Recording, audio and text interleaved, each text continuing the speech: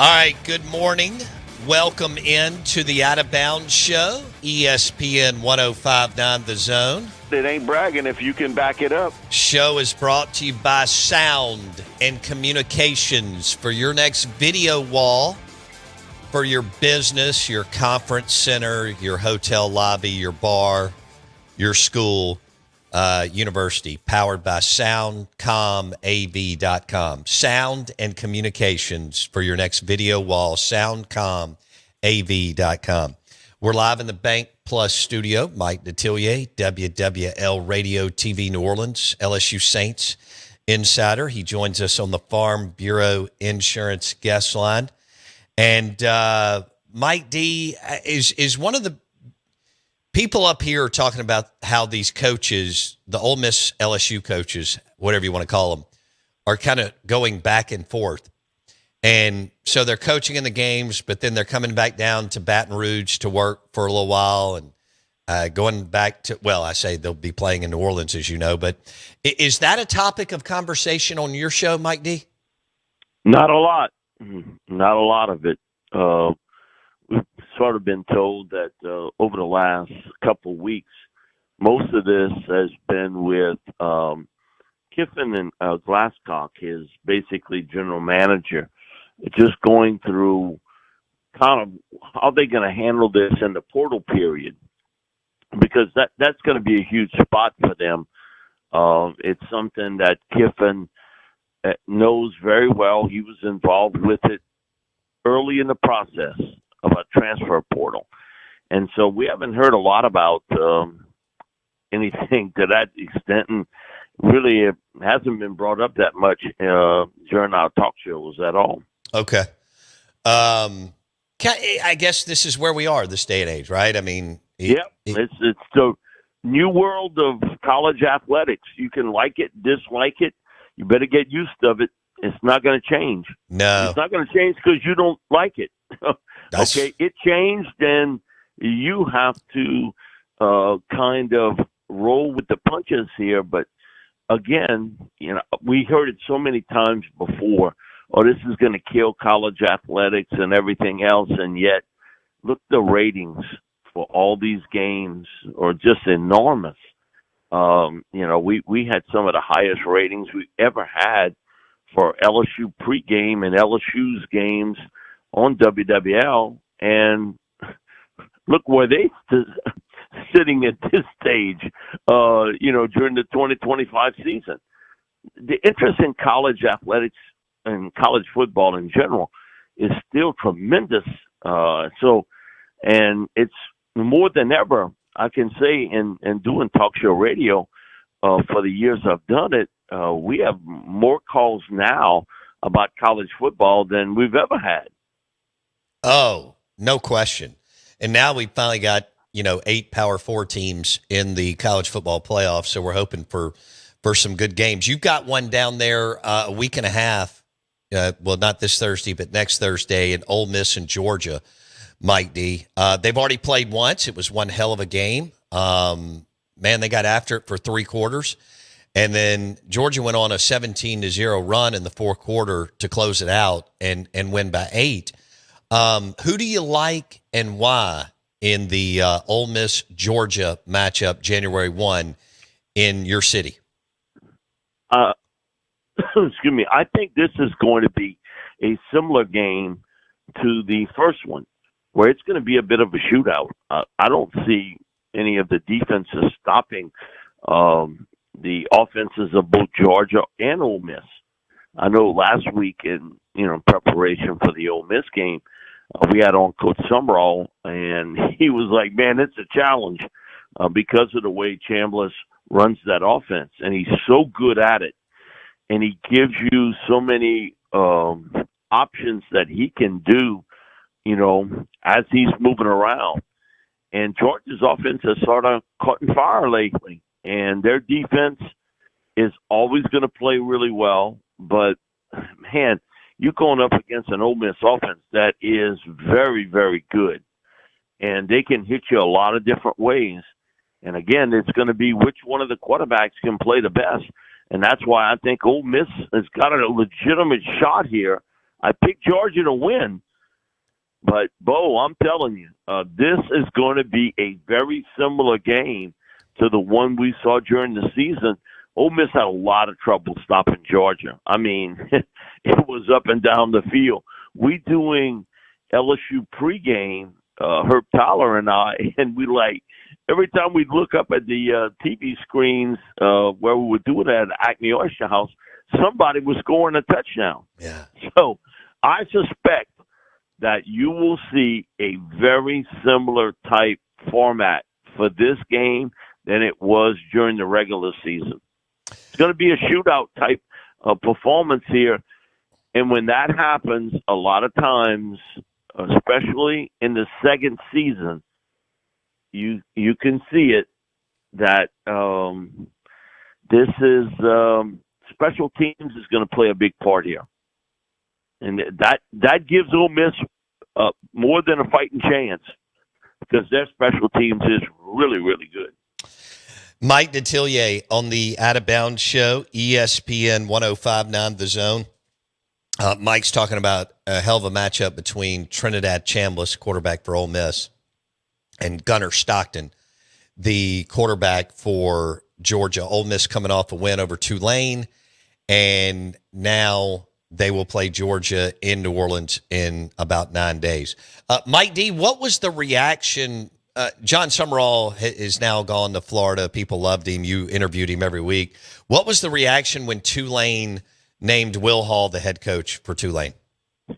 It was not applauded in most circles. Let's just put it that way.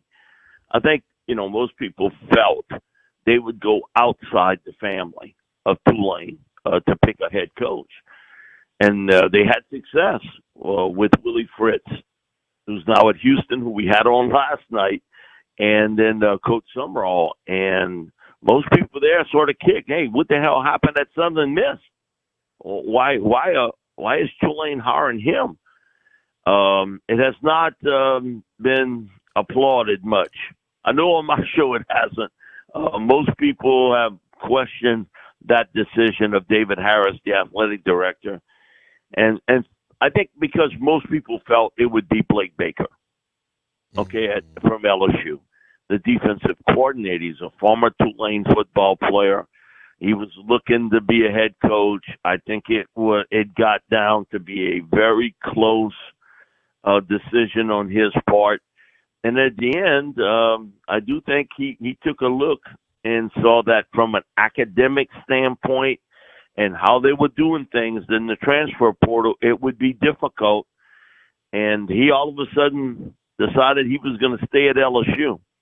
I think for most people, he was their guy. I think Blake was the guy that they wanted. They felt he was ready to become a head coach, and he was sort of a Tulane legacy, being a former linebacker at Tulane. That's when I first started to know about Blake Baker. And Will Hall's, decision to hire Will Hall did not go overly excitable here in the city. Put it to you that way. Mike Detillier talking ball with us on the Farm Bureau Insurance guest line. Who do you like to win it? I mean, we've got Ohio State still on the board. Indiana will now play Bama. You mentioned Georgia and Ole Miss. Who's the front runner for you in the college football? For me, it's Ohio State. Okay. I mean, they are absolutely loaded.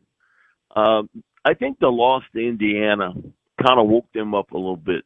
Just like last year, losing to Michigan in the final game of the year, it sort of woke them up. And I think Ohio State is the team to beat. They're the most talented team. When you look at it, they got more talent than anybody. It's amazing. How can you send 17 people to the National Football League and have this group right behind it? And also I give full credit. I think this is the best coach Ohio State's team I've seen under Ryan Day. They are really a well-coached football team. And I'll say this, don't be surprised Alabama beats Indiana. Whoa. This goes back a few years. LSU was playing Oklahoma for the national title. Nick Saban was still at LSU, so this is a few years back. Barry Switzer came over and did pregame with us for about 20 minutes on WWL, me and Buddy Diliberto, and he made a comment, and still I remember it, in the fact that the team you finish the year with, you never see them again. They either better or worse. And he talked about the distractions of the 2 weeks or the 3 weeks before a bowl game. Now, they didn't have transfer portal back then, didn't have some of the other distractions that is in place today. But he talked about, maybe coming out early for the NFL draft and, family time, all this other stuff. And he said there's major distractions. And he made a great point about that team that finishes the year. You never see them again. It's not the same team. That's why I think Alabama's got a shot here, a real shot here, up against Indiana. And I got a lot of respect for what Cignetti has done in Indiana. That has not been a hotbed for football in recent years by any stretch. And, man, he's been able to turn it around. And when you got a quarterback like Mendoza, he's gonna win you a lot of games. The other thing too is sort of the tour for the Heisman winners. Joe Burrow talked about it. You win the Heisman Trophy, and then you got to do this event and that event and this event and that event. A guy like Joe, that don't distract him, because he was always sort of super focused. But and I think Mendoza is a tremendous young man and really sharp, but it is distracting a bit. I wonder how Indiana's going to handle that. And Alabama winning in the fashion they did gives you the one thing in sports you really want: confidence, momentum. That lasts about as long enough for you to get hit in the mouth. Momentum's out the door, but confidence. Look what we did, and on their turf. They didn't do it in Tuscaloosa. We did it in Norman, Oklahoma. And man, talk about a home field advantage Oklahoma had that day. And you jump all over them, and you still fought back and won. That gives you a lot of confidence. I think Indiana's in for quite a battle when they play Alabama, but I think these games, it's just sort of like March Madness. Everybody, it's evenly matched. Hell no. You watch March Madness, they got blowouts in that too. Sure. You watch the College Baseball World Series. Okay, even, when it comes down to the final teams, they got blowout games there too. Everybody complains about how the system is, and they can tweak it and make it better. I get that. I would go to 16 right off the bat, because I do think it would solve a lot of the arguments. But you're going to have blowouts no matter what in any sport. If it's March Madness, if it's in the baseball series, in college baseball, and they'll have it in football. But now you got the teams that are going to kind of go head-to-head here, and I think the more physical teams win, and that's why, Alabama defensively, I think they can go up pretty strong up against Indiana, so don't be surprised if Alabama pulls the upset against the Hoosiers, and that's why I think Ole Miss has got more than a fighting chance against Georgia, too. In a high-scoring game like that, they can match point for point what Georgia does, but, man, Ohio State is loaded. Again, I can't recall in recent years a team that has lost that much to the National Football League. 13 draft choices, 4 undrafted free agents, and haul out a team like what they did this year. They are a juggernaut type of football team. And you're going to have a bad day. And offensively, it wasn't good against Indiana. They seem to be off track there. But I really believe Ohio State is going to win the national championship back-to-back years. Mike D's got the Ohio State Buckeyes winning it all, and it would be back-to-back, as you just said. He joins us on the Out of Bounds show. He's brought to you by Sound and Communications. If you need a video wall for your business, soundcomav.com. Mike, let's go back to Lane Kiffin. LSU finished 13th in the recruiting rankings. Now, they did really well. They didn't get that many guys, but the guys they got were highly, highly rated. 247 Sports here, they got out of their 14 commits, 2 5-stars, 11 4-stars, and a 3-star. What was the reaction to what Lane was able to hold on to and add to as far as his recruiting class a couple of weeks ago, Mike? Yeah, it was a little bit of a sweat out there because a couple guys, especially defensive line, and Richard Anderson from Edna Carr and Brown from Baton Rouge, sort of tapped the brakes late. And so a lot of people were sweating that one out. But where they hit big was along the defensive line and that wide receiver.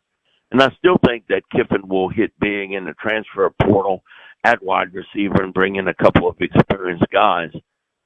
The surprise was really you got just 2 offensive linemen. I think most people thought they'd get a little bit more than the 2 offensive linemen. They lost a couple late, one to Ole Miss in particular, that they felt they could sign. But everybody really liked the class, and especially in an area that had one time been a strength for LSU and hasn't really been lately, defensive line. That's where they hit big. Quarterback was the big concern because you didn't get any. So that's where I'm sure that if the NCAA rules that Chambliss has another year, which I'd be surprised if they ruled he didn't, I think he's going to be the target guy, along with Lacey and the field goal kicker for Ole Miss. I think those 3 guys are on top of the list for Lane Kiffin to target to bring with him to LSU. Yeah, so Lane was able to get Kevin Smith to continue to coach with him. They've been together for a while. Florida Atlantic, Ole Miss, and now LSU. So you're hearing the same thing, Kawan Lacey. That'll be a battle between LSU and Ole Miss. And if Trinidad gets another year. Yep, along with their field goal kicker. That's what we've been hearing. I do know Kevin Smith's first visit to an LSU player was Harlem Berry, the freshman running back at LSU. So, because you almost figured that would almost sort of be a trade, that Lacey would go to LSU and Berry would head to Ole Miss. It looks as though they're trying everything they can to keep Harlem Berry on that LSU team. Caden Durham would seem to be the odd man out if you can land Lacey. But, this is a football team that I think for most people, other than at quarterback, and if it's Lacey and probably a couple of veteran receivers, it's offensive line. That has to be rebuilt. Yeah. That was horrible for LSU the last 2 years. They're not a real physical unit. And yet, 2 years ago, 4 of their 5 starting offensive linemen are in the National Football League, and they couldn't run the ball with a lick at all. Nothing. I mean, so that still shocks me today that 2 years ago with Will Campbell and 3 other NFL offensive linemen, you couldn't run the ball. Yeah. You were getting stymied up front. So that tells me that's got a little bit to do with what they were trying to run offensively and what they were being taught offensive line-wise. All right, let's wrap it up with this. The Saints play the Titans. They're on a 3-game winning streak. They're favored in this game. Titans aren't any good.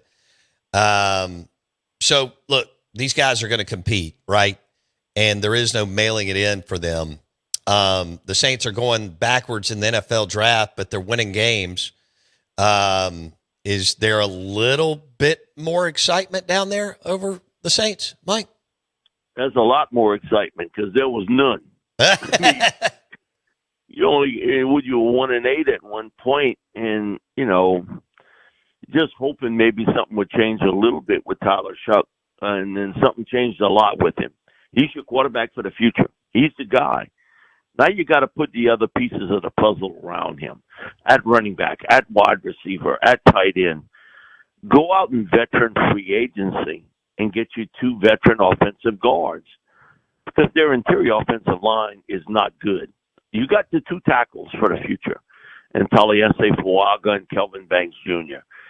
And hopefully Eric McCoy can get back healthy at center, because his back-to-back years he's missed a good chunks of 2 seasons. But, man, if you can fix your interior offensive line, run the football, that would really help out Chuck. And he's played so well. But I think hidden in all of this, and I'm a big believer in Chuck, is how well the defense has played. And Brandon Staley, he didn't take over a defense that, got all pros all over the field. He's been able to really piece it together with a very young secondary. They starting 2 rookies in Quincy Raleigh at cornerback, Jonas Sanker at safety. And, Kool-Aid's in his second year, Kool-Aid McKinstry, and they've been able to make it work. They're 9th now in total defense. Last year, they were 30th.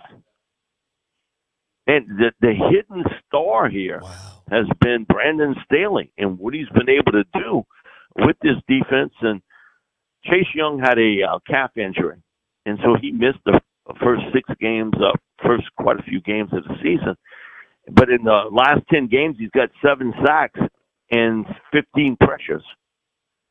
You're starting to see Chase Young kind of crank out of it too, and you're doing this with Cam Jordan and Demario Davis, guys that, we know are in the winter years of their NFL career. It's amazing. Staley's really been the unsung hero of this football team. Tyler Shuck's the star that has come along. Brandon Staley, defensive coordinator, has been the guy to make it work with a lot of moving parts on defense. Well, so the Saints fans are getting there's some excitement there with the 3-game winning streak. And now they play the Titans, who, again, aren't good. So they could go to 4, and then they go to the Falcons to wrap up the year. Mike Detillier, WWL Radio TV New Orleans. Mike will be out. I think we'll be back next Wednesday. So I want to say Merry Christmas to you and your family. Look forward to doing this in 2026. You've been awesome for the show, and wish you all the best. Thanks so much, Bo.